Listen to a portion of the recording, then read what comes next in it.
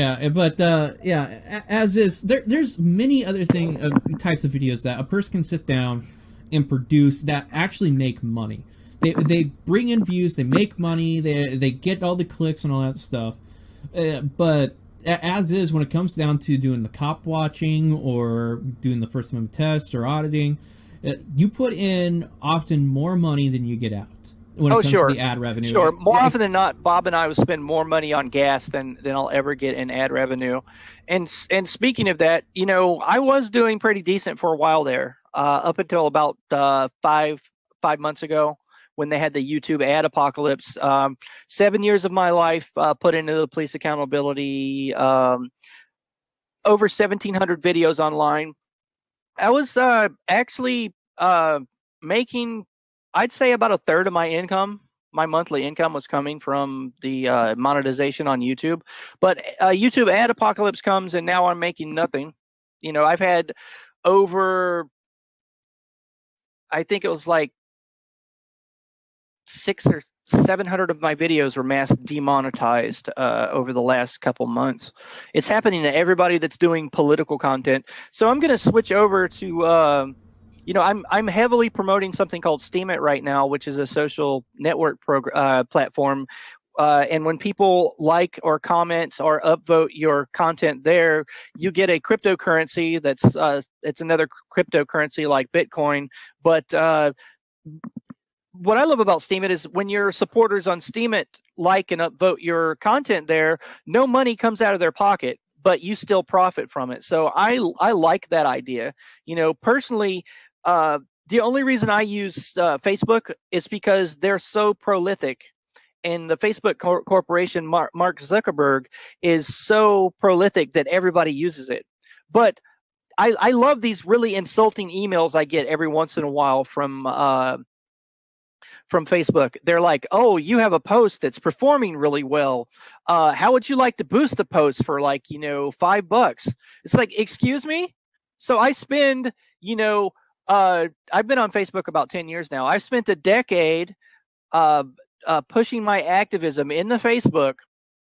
And now Facebook wants to start not allowing people to see my stuff because they algorithmically hobble activist content on Facebook. That's a known fact now. And then they want to send you an email after you spent all your life energy for 10 years now, or however many years. If you've been on Facebook a year, it doesn't really matter. But you spend all this time, effort, energy into writing, into posting your video content there, into creating value, because YouTube runs pop-up ads on the side of over there in the sidebar when people are browsing the web that have been algorithmically chosen by your search habits, and the computers have been watching what you like and what you upvote and downvote and all this stuff to market to you. And that's a quantifiable value, that Mark Zuckerberg is auctioning off to the highest bidder. And so in essence, everybody that's on Facebook, they are working for Mark Zuckerberg's personal enrichment and the board members of that corporation. So you are literally turning yourself, your passion, your drive, your love, and everything that you like, into a product that's auctioned off like your social network contacts and your very life energy. It's almost vampiric if you think about it. Well, as is they're tapping into a system that they figured out how to work to make money for themselves. And then they just get everybody to use it, so this way they can gather more data, so they can better sell the ads and all that stuff. But, how should I put it? The main difference between how Facebook does it and YouTube does it, Facebook, you can't really get accurate information about some of the stuff on how they aggregate. You cannot. As is with Facebook, a lot of the accounts that are created on there are bot accounts it's meant to be on there to make likes, get friends or whatever, to make them look like legitimate, so this way they can help push whatever money they get pushed that way. So if so-and-so wants to buy numbers for a Facebook post, they go and sell that. And the same thing happens to YouTube, but it's more prevalent on these other websites where they are more closed lip about the analytic information. Where at least with Google, I'm glad about is they're more forward with it, and they're a little bit more anti try to stop the padding. They do pad themselves without a doubt. I've seen it. But nonetheless, at least you can get a better idea just from looking at the analytics for your YouTube channel or someone else's YouTube channel if you're trying to see if you're going to be investing in all that stuff. But yeah, it's just you're making their money, and right now, I mean, both Facebook and Google are heavily promoting a politicized campaign that is actually hurting their bottom line when you go and really look at it. Where people how so? Go through this. Okay, well, with YouTube, they're either YouTube itself specifically, it's either been just cutting even with the whole revenue issue and the cost of operating, or being below, and they have been shifting to sort of screw over all the big YouTubers and shifting towards a more corporate thing. If you go look at the YouTube news, Tim Pool's done quite a few videos about this, where you look at who's on there. Well, it's mainly like HBO. You have with the Tom Oliver thing. You have the other like late night TV show kind of thing where they do their mockumentary stuff. You got CNN. But where's the YouTuber news producers?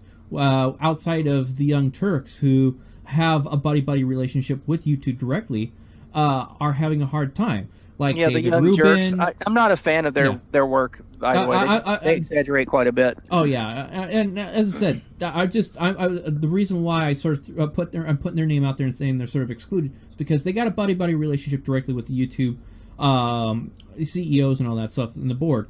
But when you go and look at like David Pacman, Joe Rogan, what was it, Dave Rubin, these other people, Tim Pool, they all those guys were generating quite a bit of revenue for YouTube. They were.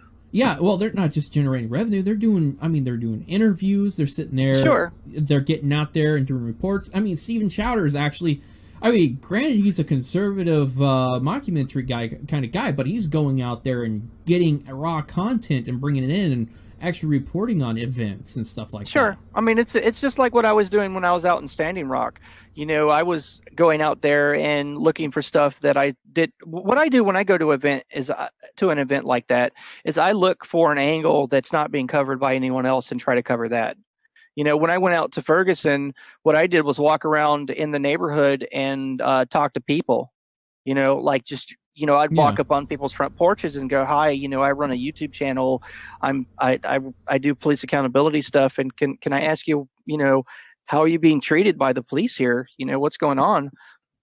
But for the last 10 years, corporate media has been getting its backside handed to it. See there, I didn't say ASS. I'm too late. Google monetization is not going to like this video anyway, or this podcast because of all the stuff you said earlier. So,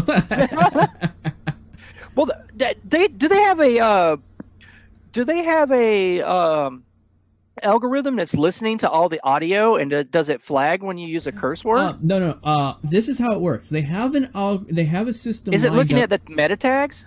Okay, well, the way it's doing the flagging is it looks at the meta information that's put in, and one of the meta informations that is read is closed captioning, and closed captioning happens automatically on your videos after a certain period of time by a different program that sits there and listens to all the speech and tries to make it automatic. Oh, so it analyzes all the closed captioning software and then it finds the curse words. Yeah. And so it's just it's looking at the after effects and all that stuff.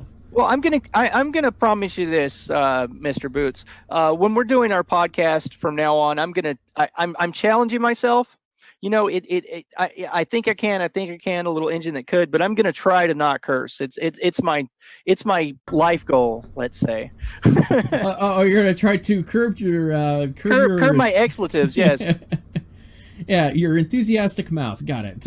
Yeah, it's difficult. I really mean it. Like I'm not just saying that. It's hard for me. Oh yeah, I mean, as is, especially when I was getting hemmed up with the U.S. Marshals. It was quite the strain to not sit there and curse their head off while they're putting their hands on me and trying to manhandle me off the property. Mhm. It's not an easy process. It's something that just it's difficult to maintain a certain amount of composure, especially when you're put in a difficult situation. And a good example is actually the person just recently, last week, who got arrested for doing a Second Amendment open carry thing over in Vegas. And so he actually got arrested, and